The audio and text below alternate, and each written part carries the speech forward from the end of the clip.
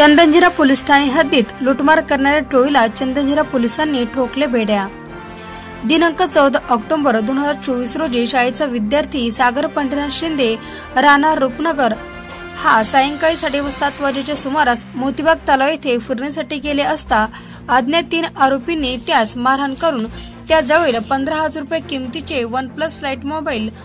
जबरीने हिसकून नेला होता। त्याबाबत सागर शिंदे याच्या फिर्यादीवरून पोलीस ठाण्यात गुन्हा दाखल केलेला होता। त्याचप्रमाणे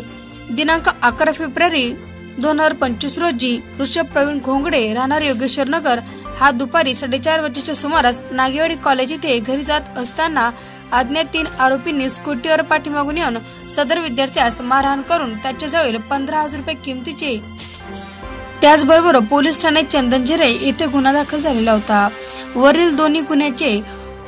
पोलीस उपअधीक्षक करिश्मा चौधरी यांनी दखल घेऊन सदर गुन्हे उघडकीस आणणे कामी विशेष पथकाची स्थापना करून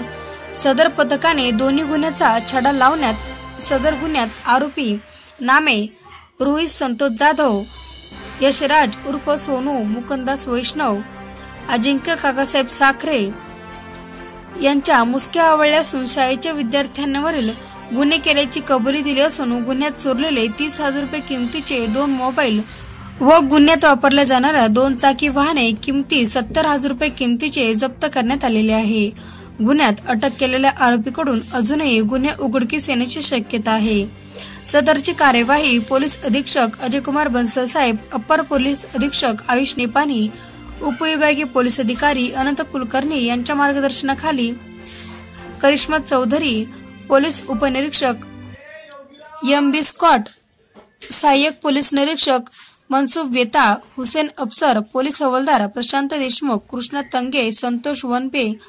साई पवार, सागर खैरे, नवनाथ पाटील यांनी कारवाई केली आहे।